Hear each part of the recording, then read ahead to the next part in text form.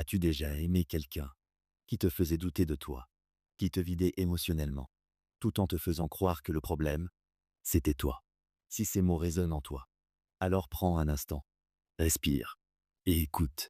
Cette vidéo n'est pas là pour juger. Elle est là pour comprendre, pour mettre des mots sur ce que beaucoup vivent en silence. Et peut-être, pour t'aider à te libérer. Aujourd'hui, nous parlons des pervers narcissiques, en nous appuyant sur le travail du psychanalyste Jean-Charles Bouchou. Le pervers narcissique n'est pas toujours celui que l'on imagine. Il ne crie pas forcément. Il ne frappe pas.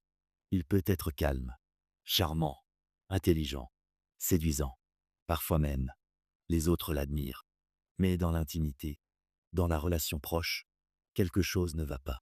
Le pervers narcissique ne cherche pas une relation d'amour. Il cherche une relation de pouvoir. Son objectif n'est pas de partager, ni de construire, ni d'aimer. Son objectif, c'est de dominer psychiquement l'autre. Il a besoin de contrôler, de se sentir supérieur, de ne jamais être remis en question. L'autre devient alors un objet, un miroir, quelqu'un qui doit le rassurer, le valoriser, le renforcer. Et tout commence rarement dans la douleur. Tout commence par la séduction. Au début, tu te sens spécial, important, compris comme jamais. Tu as l'impression d'avoir enfin trouvé quelqu'un qui te voit vraiment. Le pervers narcissique observe beaucoup. Il écoute. Il repère tes failles, tes blessures, tes manques affectifs. Et puis, lentement, presque imperceptiblement, quelque chose change. Les compliments deviennent plus rares. Les critiques apparaissent, sous forme de plaisanteries, de remarques ambiguës, de silence. Tu ne comprends pas. Alors tu t'adaptes. Tu fais plus d'efforts. Tu te remets en question. Et sans t'en rendre compte, l'emprise commence. La relation devient instable. Un jour, tout va bien. Le lendemain, tu es de trop. Cette instabilité te perturbe profondément. Tu cherches ce que tu as mal fait. Tu crois que si tu changes, si tu fais mieux, tout redeviendra comme avant. Mais ce avant n'était pas réel. C'était une façade. Le pervers narcissique utilise des mécanismes précis. Il te fait douter de ta perception. Il te dit que tu exagères, que tu es trop sensible, que tu inventes. Il inverse les rôles. Quand tu souffres, c'est toi qui deviens le problème. Il te culpabilise. Encore et encore. Tu t'excuses pour des choses que tu n'as pas faites. Il utilise le silence, le retrait affectif, le mépris, l'indifférence. Des violences invisibles, mais profondément destructrices. Petit à petit, tu perds confiance en toi. Tu te sens confus, fatigué, anxieux. Tu ne te reconnais plus. Alors une question revient souvent. Pourquoi rester quand ça fait si mal?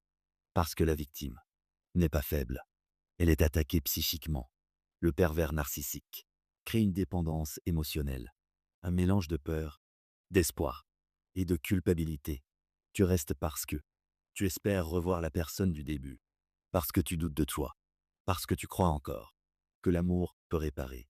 Mais ce que tu vis n'est pas de l'amour, c'est une emprise. Beaucoup se demandent s'il est possible de changer un pervers narcissique. La réponse est claire. Non, il ne reconnaît pas ses torts. Il ne ressent pas de culpabilité. Il ne se remet pas en question. Il peut promettre, s'excuser, pleurer parfois. Mais ces moments sont souvent temporaires et servent à maintenir le contrôle.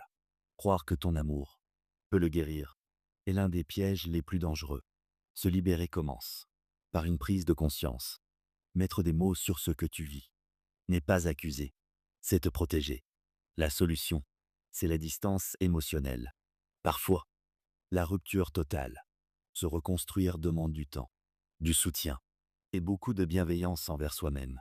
Quitter une relation toxique n'est pas un échec, c'est un acte de survie.